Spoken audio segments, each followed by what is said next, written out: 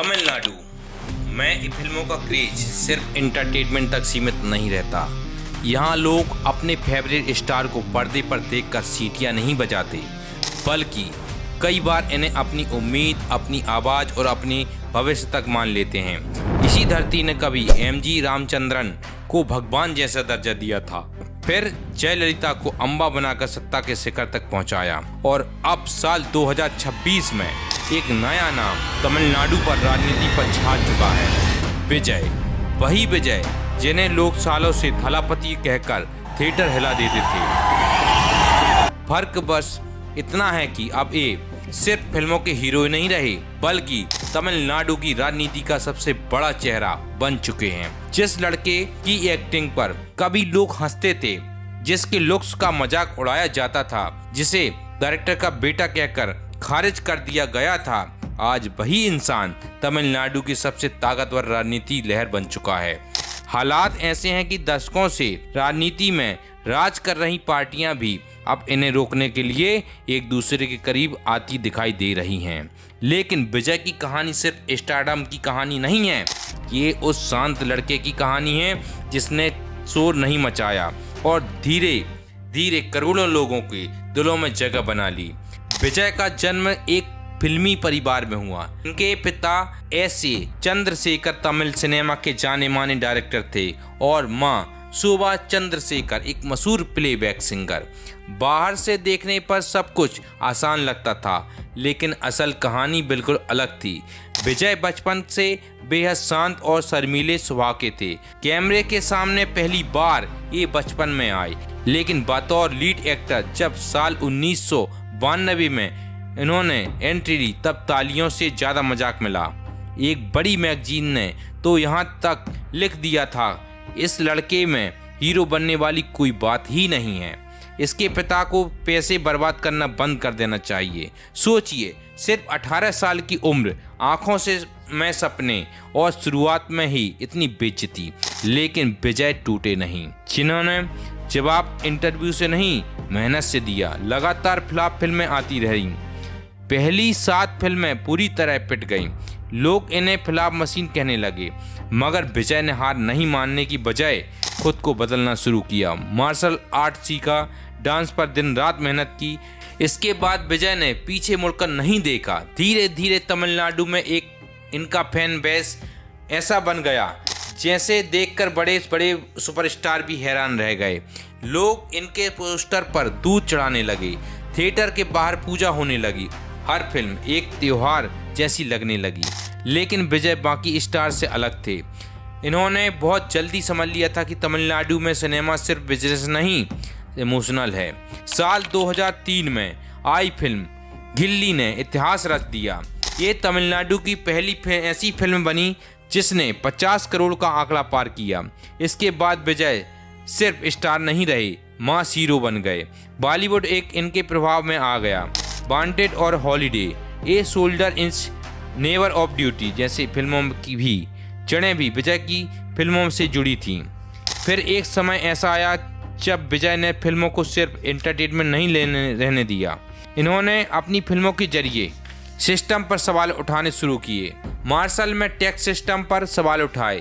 Theatre में लोग सीटियां बजा रहे थे, लेकिन असल में विजय जनता की आवाज़ बनते जा रहे थे।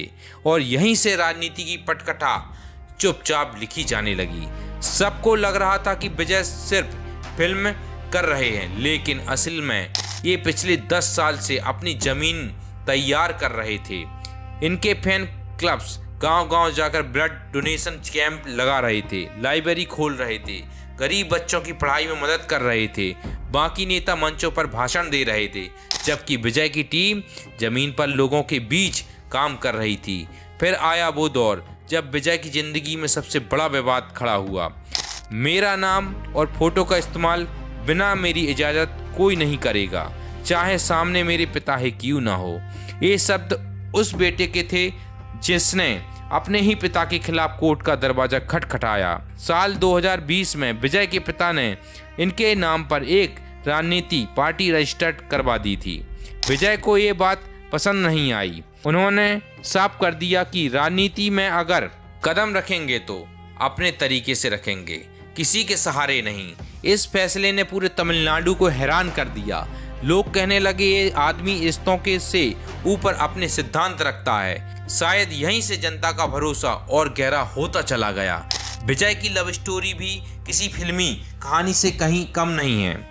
साल 1996 में लंदन से एक लड़की सिर्फ इन्हें देखने चेन्नई आती थी। नाम था संगीता सोनालीनगम।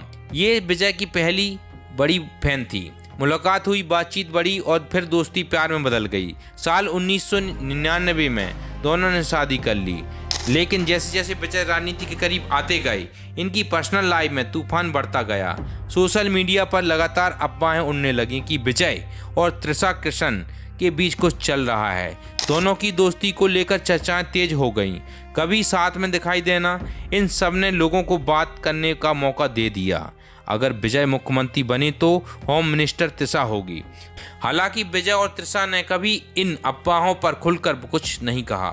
दोनों हमेशा शांत रहे, लेकिन जनता की दिलचस्पी लगातार बढ़ती गई। फिर एक और चीज वायरल हुई, विजय की कार का नंबर CM 2026। लोग हैरान थे, क्या ये सिर्फ इत्तेफाक था या विजय ने सालों पहले ही तय कर लिया था कि 2026 में मुख्यमंत्री बन के रहेंगे। असल बात कोई नहीं जानता, लेकिन इतना तय है कि विजय ने अपनी राजनीति में कदम अचानक नहीं रखा। ये एक लंबी तैयारी का हिस्सा था। साल 2013 में आई फिल्म तलाइबा के समय ही तमिलनाडु की राजनीति में हलचल शुरू हो गई थी। इस दौरान में जयललिता को एहसास हो गया था कि विजय का राजनीति प्रभाव तेजी से बढ़ रहा है। इसके बाद कई मुश्किलें भी आईं, लेकिन विजय पीछे नहीं हटे। सबसे खास बात यह रही कि विजय ने कभी धर्म को राजनीति का हथियार नहीं बनाया। जनता को लगा कि ये आदमी लोगों को बांटने नहीं, जोड़ने आया है। और शायद यही वजह है कि तमिलनाडु में लोग विजय को सिर्फ अभिनेता नहीं मानते, इनके लिए ये भरोसा का दूसरा नाम बन चुका है। विजय की जिंदगी का एक दर्दनाक हिस्सा भी लोगों के दिल को छूता है। बचपन में उन्होंने अपनी छोटी बहन विद्या को खो दिया था। इस हादसे ने इन्हें अंदर से बदल दिया। शायद यही वजह है कि आज भी ये चुपचाप लोगों की मदद करते हैं, करोड़ों का दान देते हैं, बच्चों की पढ़ाई का खर्च उठाते हैं, लेकिन कैमरे से दूर रहते हैं। दान ऐसा होना चाहिए कि एक हाथ दें तो दूसरे को खबर तक नहीं लगे। विजय की जिंदगी इस सोच की मिसाल बन गई है। आज तमिलनाडु में एक अजीब सा माहौल है। चैनल को सब्सक्राइब जरूर कीजिए दोस्तों, और कमेंट बॉक्स में अपने उत्तर जरूर दीजिए। जय हिंद, जय भारत।